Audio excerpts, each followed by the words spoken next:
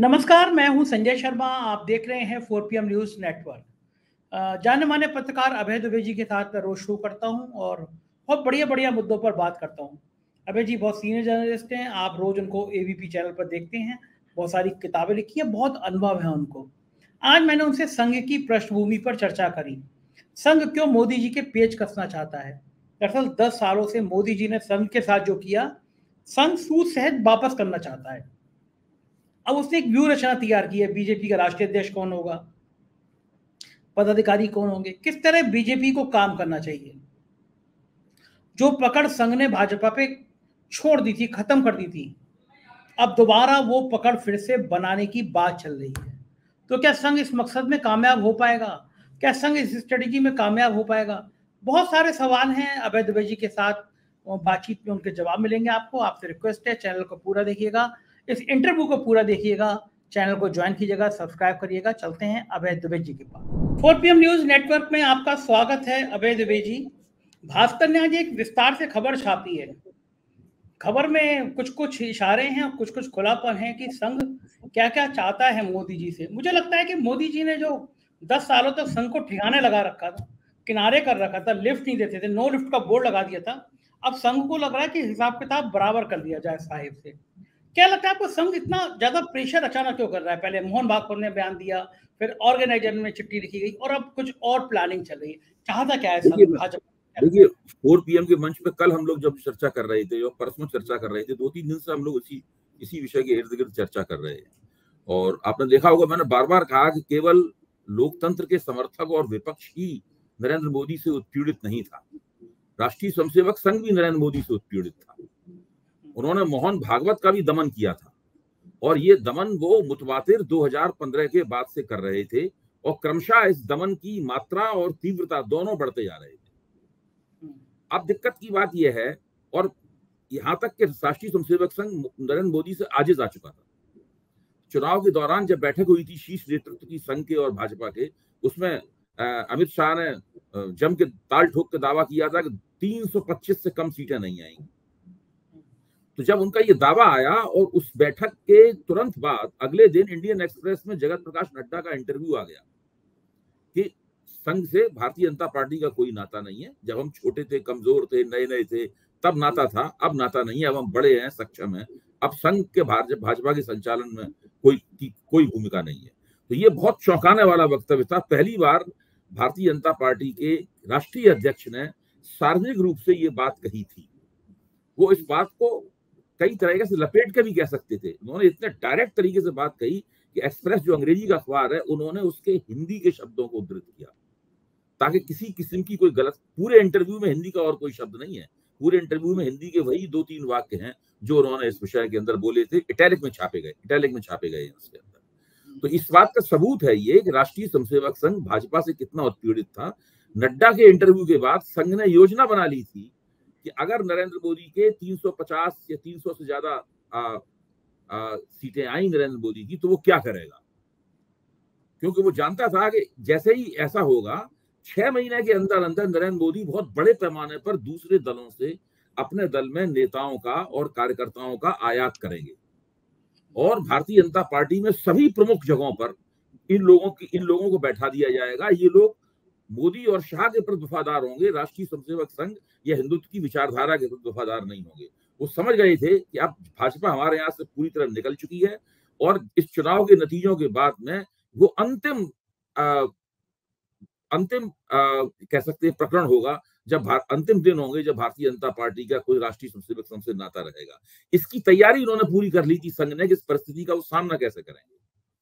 उन्होंने योजना बना ली थी कि किस तरह क्रम से वो अपने प्रचारकों को भाजपा से बुलाना शुरू करेंगे। हालांकि उन्हें यकीन नहीं था कि ये भाजपा से बुलाए गए प्रचारक उनके किसी काम के होंगे कि नहीं होंगे। ये इसमें से बहुत से प्रचारक तो ऐसे हैं जो संगठन मंत्री के पदों पर काम कर रहे हैं। ये पिछले 40 साल से काम कर रहे हैं भाजपा में, 30-40 साल से जनसंघ उसके बाद से भाजपा में काम कर रहे हैं। अब तो वो 6 साल तक अटल बिहारी वाजपेयी की सत्ता रही, 10 साल तक नरेंद्र मोदी की सत्ता रही, तो 16 साल से तो वो सत्ता के नजदीक रहने के या सत्ता में लिप्त रहने के आदी हो चुके हैं। जब आप इंडिया इंटरनेशनल सेंटर में जाएंगे और देखेंगे वहां के बार में ऐसे कई लोग बैठे हुए वाइन पी रहे हैं जो एक जमाने में राष्ट्रीय स्वयंसेवक संघ में थे और उनकी जिंदगी बड़ी किफायती किस्म की जिंदगी थी, लेकिन सत्ता से लगातार नजदीकियां रहने के कारण, मैं इसको एक रूपक की तरह इस्तेमाल कर रहा हूं, किसी व्यक्ति के खिलाफ नहीं, नजदीकियां रहने का उनका जीवन बदल गया है। यहाँ तक राष्ट्रीय स्वयंसेवक संघ में बहुत बड़े पैमाने पर धन संपत्ति का आगमन हुआ है। लेकिन अब स्थिति यह है कि अगर संघ इन प्रवक्ताओं को धीरे धीरे करके बुलाता भी तो भाजपा में उसकी क्या प्रतिक्रिया होती है, किस तरीके से करते हैं, ये बात की बात है। लेकिन जैसे ही मोदी 240 पर रुके, जैसे ही मतदाताओं ने मोदी को 240 पर रोक दिया, वैसे ही संघ ने अपनी इस योजना को किनारे रख दिया और वो फिर से भारतीय जनता पार्टी पर अपना दबदबा कायम करने की मुहिम में चल निकला। अब आप देखिए क्रमशः सारे काम होने लगे। भागवत साहब ने एक बयान दिया, वो नागपुर में थे, जो संघ का जो वर्ग कार्यकर्ता विकास वर्ग होता है उसमें भाषण दे रहे थे। वो चाहते तो वहां इस तरह का वक्तव्य नहीं भी दे सकते थे। उस कार्यक्रम के भाषण में तो आमतौर पर स्वयंसेवक, अच्छा स्वयंसेवक कैसा होना चाहिए, इसके ऊपर वक्तव्य दिया जाता है, लेकिन उन्होंने एक पॉलिटिकल स्टेटमेंट दिया। फिर रतन शारदा ने ऑर्गेनाइजर में लिख दिया। उसके बाद टीवी के ऊपर बहस शुरू हो गई। आज स्थिति यह है कि पूरी की पूरी भारतीय जनता पार्टी पुनर्संगठित होने के कगार पर खड़ी हुई है। भाजपा में इस बात पर गहरा विचार चल रहा है कि हम एक नेता के रुतबे और दबदबे के इर्द गिर्द पूरी पार्टी को चलाने की प्रवृत्ति को कैसे छोड़ें। इस चक्कर में हुआ क्या है कि जो भाजपा का कार्यकर्ता था वो केवल एक कारपोरेट सिस्टम बन गया भारतीय जनता पार्टी के अंदर। इसमें ऊपर से आदेश आते हैं, नीचे तक आदेश जाते हैं, सब लोग उस आदेश के मुताबिक काम करते हैं। तो अब केंद्र सरकार की योजनाओं का प्रचार करना है, नरेंद्र मोदी की क्या खूबियां हैं, उनका व्यक्तित्व कितना चमकदार है, क्यों वो भारत में और दुनिया भर के सबसे लोकप्रिय नेता हैं, इसका प्रचार उन्हें करते रहना है। यही सब भाजपा के कार्यकर्ता करने में जुट गए। उनकी जो राजनीतिक बुद्धि थी वो कुंद हो गई। उन्होंने राजनीतिक रूप से सोचना बंद कर दिया। वो आदेशों का पालन करने लगे। ऊपर से आदेश आएंगे, हम उसका पालन करेंगे। इसका पालन उन्होंने 10 साल तक निष्ठापूर्वक वफादारी के साथ किया, इसमें कोई शक नहीं। आखिरकार वो बड़े समर्पित कार्यकर्ता है भारतीय जनता पार्टी। कम पार्टियों के पास ऐसे कार्यकर्ता होते हैं। तो अब सवाल ये है कि कार्यकर्ताओं को दोबारा पुरानी भाजपा जिस तरह से कार्यकर्ता आधारित पार्टी थी उसमें कैसे लौटाया जाए, किस तरीके से स्त्रियों की भागीदारी भी भारतीय जनता पार्टी के अंदर बढ़ाई जाए। बहुत सारे ऐसे मुद्दे हैं जिनके ऊपर भारतीय जनता पार्टी सोच रही है और संघ द्वारा उसके ऊपर दबाव डाला जा रहा है कि आप इस काम को इस हिसाब से कीजिए। संघ ने तुम्हें यह भी बताया है कि आपका नया अध्यक्ष कैसा होना चाहिए। संघ ने तय कर दिया है कि वो किसी भी कीमत पर 60 साल की उम्र से ज्यादा का नहीं होना चाहिए। ये जो नियम कायदे संघ ने बनाए हैं, क्या मोदी जी इतनी आसानी से मान लेंगे? नहीं, मोदी जी के बस की बात नहीं है संघ का मुकाबला करना। अब देखिए, मोदी जी अगर आज संघ जिद पे अड़ जाए कि उसे मोदी जी को हटाना है, मैं आपको यकीन दिलाता हूं मोदी जी 6 महीने उसका मुकाबला नहीं कर पाएंगे। 6 महीने से पहले ही मोदी जी इस्तीफा देके चले जाएंगे और भारतीय जनता पार्टी का नया प्रधानमंत्री आ जाएगा। लेकिन बात ये चल रही है कि नया जैसे ही संघ ये तय करेगा, भाजपा के दफ्तर में जो मीटिंगें हो रही होंगी उसी में लोग खड़े होकर मोदी जी की बात का विरोध करना शुरू कर देंगे। ये बात सही है, मोदी जी के भी बहुत समर्थक होंगे, लेकिन फिर वहां पर हंगामा होगा और दोनों के बीच में तकरार होगी। वो तकरार किसी भी सीमा तक जा सकती है। आपने देखा होगा ना कि एक चित्र मैंने देखा है, एक फोटो मैंने देखी है, फोटो बड़ी मानी खेज है कि लाइन से खड़े हुए हैं जगत प्रकाश नड्डा, राजनाथ सिंह जी, ये सब लोग लाइन से खड़े हुए हैं और मोदी जी उनके सामने हैं। मतलब वो लोग सब हंस रहे हैं, बाकी सब लोग यूं हाथ जोड़े हुए हैं, लेकिन इसमें केवल गडकरी जी हैं, वो पीछे अपने हाथ रखे हुए तन के खड़े हुए, ना वो झुक रहे हैं, ना वो प्रणाम कर रहे हैं, कुछ नहीं कर रहे हैं। तो बिल्कुल परिस्थिति भारतीय जनता पार्टी के अंदर बदल चुकी है और उसका बहुत बड़ा प्रमाण यह है कि मोदी ने कहा कि आप लोग मोदी भी हमारा परिवार वाला अपना ट्विटर हैंडल से हटाइए, क्योंकि एक ही परिवार चल सकता है, हमारा संघ परिवार, उसके समांतर मोदी परिवार नहीं चल सकता है। ये बात तय हो गई है। मोदी परिवार चलेगा कि संघ परिवार चलेगा। मैं तो समझ रहा हूँ आज के हमारी आपकी बातचीत की ये सबसे केंद्रीय बात है कि मोदी परिवार चलेगा कि संघ परिवार चलेगा, ये फैसला हो रहा है। और इस फैसले में लगता है कि ये जो मोदी का परिवार हटाने की उन्होंने अपील करी है, उसके पीछे वजह यही है कि ये कहा गया कि मोदी जी अपना नाम बखान करना थोड़ा कम कर दीजिए। भाई बिल्कुल स्पष्ट था कि मोदी जी जब मोदी परिवार कह रहे हैं तो वो अपना इंडिविजुअल, अपना व्यक्तिगत आधार बना रहे हैं। भाई एक पार्टी जो गर्व के साथ कहती थी कि वो संघ परिवार की सदस्य है, एक पार्टी संघ परिवार की सदस्य थी, जो धीरे धीरे करके बड़ा हो गया है उस परिवार का ये सदस्य, संघ से भी ज्यादा उसके पास कार्यकर्ता हो गए हैं करोड़ों की संख्या में, लेकिन है तो वो संघ परिवार की सदस्य। अब वहां उस परिवार के अंदर एक नया परिवार कैसे पैदा हो सकता है? तो ये इतने महीनों तक क्यों नहीं कहा संघ ने, क्यों इंतजार कर रहे थे मोदी थोड़े कमजोर हो जाएं? बिल्कुल, इससे पहले अगर ये कहते तो मोदी जी उनकी बिल्कुल नहीं चलने देते और उस संघ परिवार को नए अपमान का सामना करना पड़ता। यानी वो कहावत हो जाती है कि जब कमजोर हो जाता है शेर तो उस पर सब पत्थर मारने लगते हैं। अब वो शेर था क्या नहीं था, ये भी एक विवाद का विषय है कि अगर वो शेर होता ना तो इस तरीके से अपने परिवार का नाम ना हटा लेता ट्विटर हैंडलों से। लेकिन हाँ, एक राजनीतिक वजह ये भी होती है कि चुनाव हो गया, सरकार आ गई, तो परिवार क्यों लिखा जाए? वो तो खेल था चुनाव का, चुनाव में फायदा लेने का। नहीं, इसको इस तरीके से भी पढ़ा जा सकता है। उन्होंने तर्क यही दिया है, मोदी जी ने तर्क यही दिया है। मोदी जी ने कहा कि भाई एनडीए जीत गया, बहुमत प्राप्त कर लिया, हमने अपनी बात साबित कर दी, अब मोदी परिवार लिखने की जरूरत नहीं है। मैं आपको यकीन दिलाता हूं कि अगर इनकी 300 से ज्यादा सीटें आती तो वो कभी मोदी परिवार ट्विटर हैंडलों से ना हटवाते। केवल ये वजह कि कमजोर होगा तो ये ट्विटर हैंडल से कमजोर नहीं हो गए। अब संघ परिवार रहेगा, दूसरा परिवार नहीं चल सकता। एक जगह दो परिवार नहीं रह सकते, एक घर में एक ही परिवार रहेगा। आपकी ये बात सुनकर योगी आदित्यनाथ बड़े खुश हो रहे होंगे, क्योंकि योगी आदित्यनाथ की कुर्सी बड़ी डामाडोल लग रही थी। लेकिन अब देखिए, योगी आदित्यनाथ को संघ का, मैं मानता हूं कि योगी आदित्यनाथ को भाजपा के आला कमान का कम, संघ का समर्थन ज्यादा हासिल है, क्योंकि योगी आदित्यनाथ एक प्रयोग की नुमाइंदगी करते हैं। संघ ने उनके रूप में एक प्रयोग किया है। वो प्रयोग ये है कि एक ऐसा नेता हो जो पॉलिटिकल हेड भी हो और रिलीजियस हेड भी हो। मोदी जी भी वही बनने की कोशिश कर रहे थे, मोदी जी भी वो बनने की कोशिश कर रहे थे, बस उनकी महत्वाकांक्षाएं बहुत राष्ट्रीय किस्म की थी और वो संघ का विरोध, संघ को हाशिए पर ढकेलते हुए करने की कोशिश कर रहे थे। आदित्यनाथ संघ को हाशिए पर नहीं ढकेल रहे हैं, ये फर्क है केवल। आदित्यनाथ तो बढ़ावा दे रहे हैं, भगवा कलर है उनका, तो संघ को और पसंद आएगा। नहीं, भगवा कलर तो मोदी जी भी पहनने को तैयार है। अगर संघ उनसे कहता तो मोदी जी परमानेंटली भगवा कलर पहन लेते। जब भी पूजा अर्चना करते हैं तो पूरी भगवा ड्रेस आती है उनके लिए ना।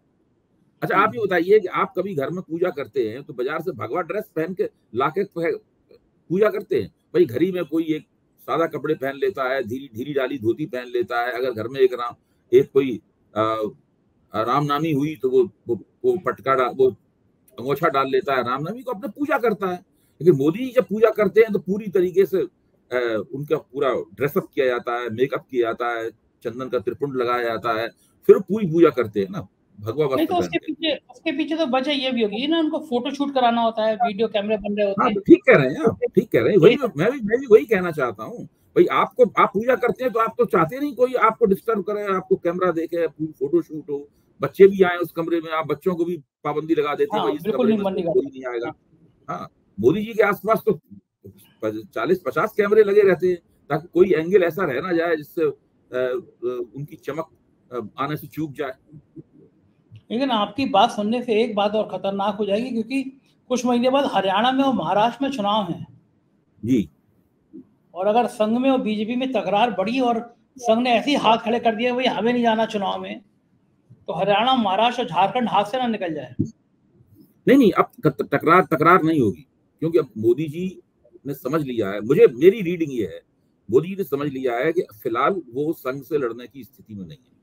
संघ ने भी समझ लिया है कि अब ये हमारी उपेक्षा नहीं कर सकते। अब आप देखिए, बातें धीरे धीरे निकल के आएंगी। जो भारतीय जनता पार्टी के मंत्री हैं और उनके मंत्रालय हैं, उनके अंदर संघ के लोगों की नियुक्तियां ज्यादा बढ़ जाएंगी।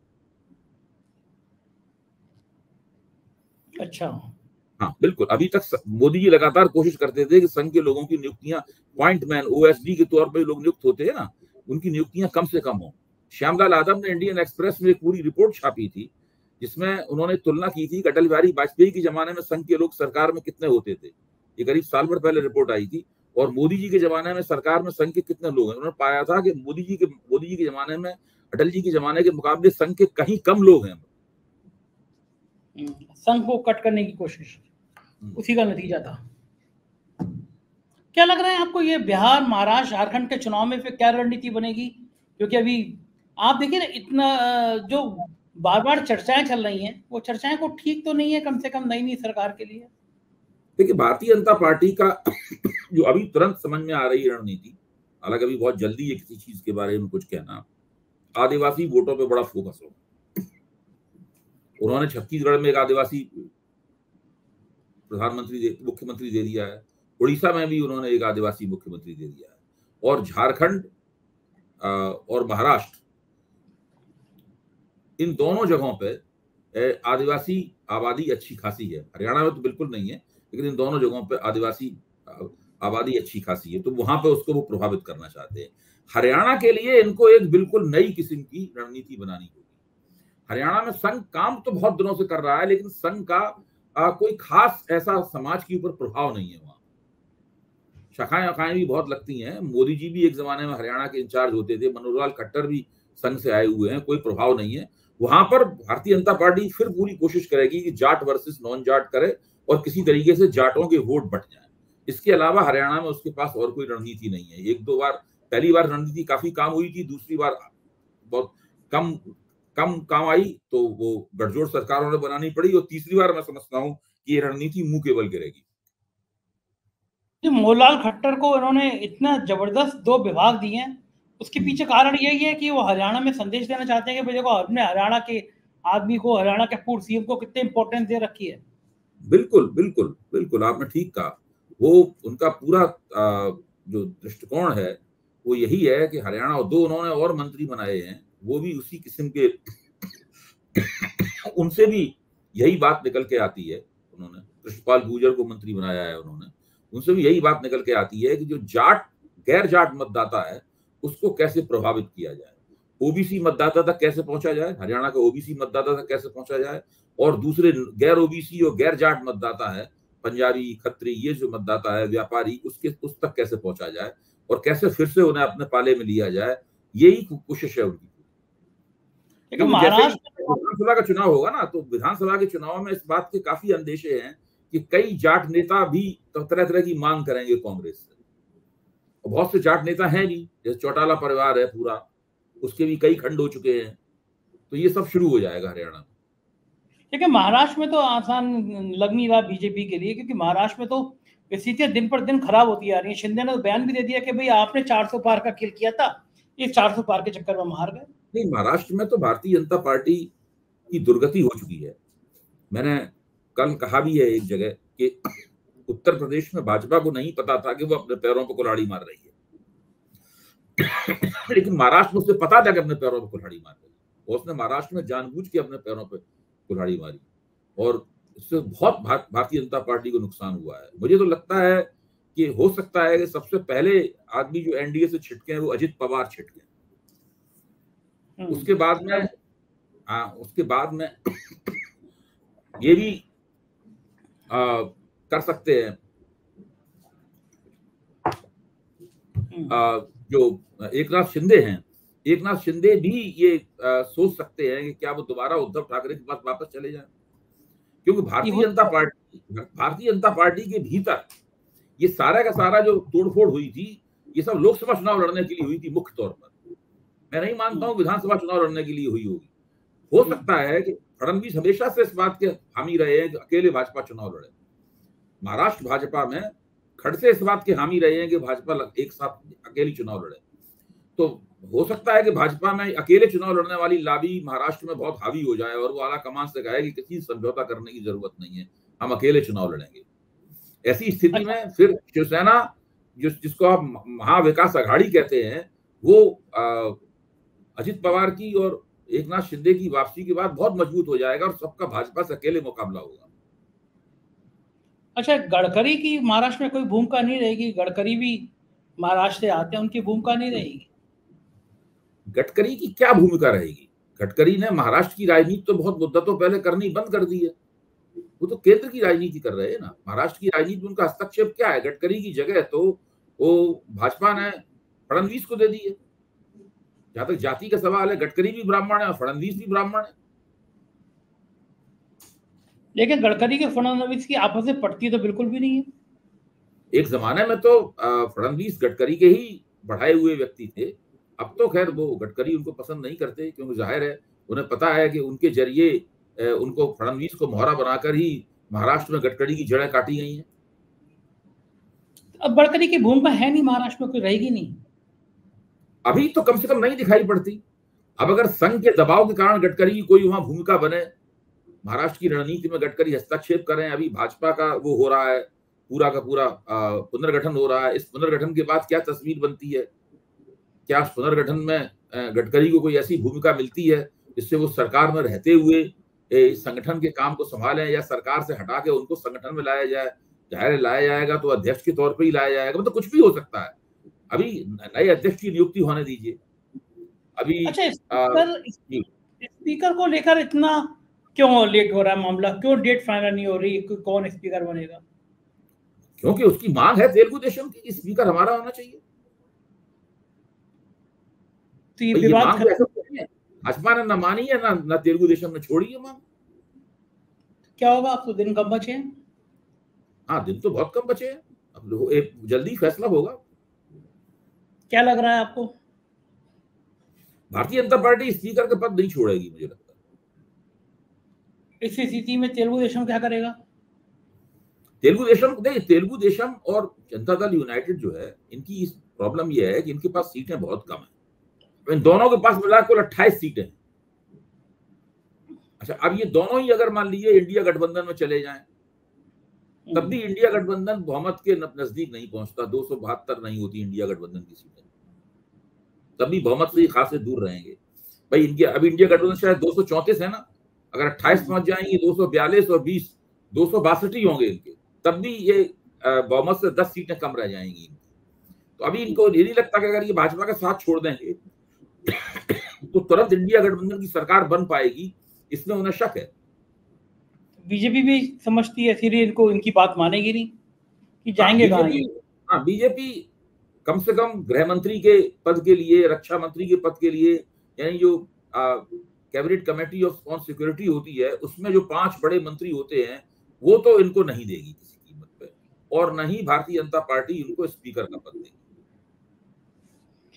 तो इनकी स्थिति तो ये हो गई कि ये ना खा सकते और ना फैला सकते।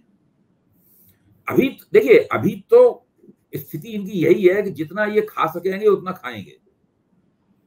अभी तो जो उन्हें मंत्रालय मिल गए हैं, उन मंत्रालयों में बैठेंगे, फिर देखेंगे उन मंत्रालयों का इस्तेमाल वो कैसे कर सकते हैं।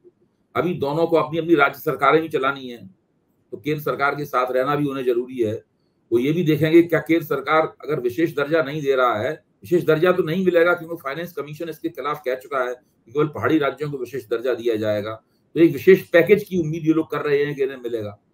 तो ये सब देखेंगे। अभी 5-6 महीने का वक्त है, फिर विधानसभा चुनाव शुरू हो जाएंगे। विधानसभा चुनाव के परिणाम भी फिर इनकी राय को प्रभावित करेंगे। अभी ये थोड़ा सा वेट एंड वॉच वाली सिचुएशन में रहेंगे। कांग्रेस की स्ट्रेटेजी क्या होगी इस बीच? कांग्रेस की स्ट्रेटजी होगी कि विपक्ष के नेता के तौर पर धमाकेदार काम करें। अभी देखिए, संसद 25 से 26 तारीख से शुरू होगी और फिर टक्कर शुरू होगी जबरदस्त, क्योंकि भारत के संसदीय इतिहास में इतना मजबूत विपक्ष कभी नहीं रहा जितना इस वक्त। ये बड़ा प्रेशर ग्रुप की तरह काम करेगा। विपक्ष को प्रेशर ग्रुप कहना ठीक नहीं है, क्योंकि प्रेशर ग्रुप जो होता है वो किसी एक संगठन के भीतर होता है। विपक्ष मतलब प्रेशर ग्रुप की थीसिस जो है वो एक संगठन के भीतर जो लॉबीज होती हैं वो प्रेशर ग्रुप की तरह फंक्शन करती हैं। विपक्ष तो अपने आप में, विपक्ष सदन के पटल पर अपनी एकता कैसे स्थापित करता है, सवाल इस बात का है। कैसे विपक्ष वहां पर सरकार के प्रस्तावों का खंडन करता है, कैसे नए नए मुद्दे उठाता है, उसका पूरा संघर्ष करने का सरकार को। एक जमाना था जब 147 विपक्षी सांसदों को उन्होंने संसद के बाहर कर दिया था। अब क्या करेंगे ये? क्या आप वो कर पाएंगे वैसा? वो ये सवाल है।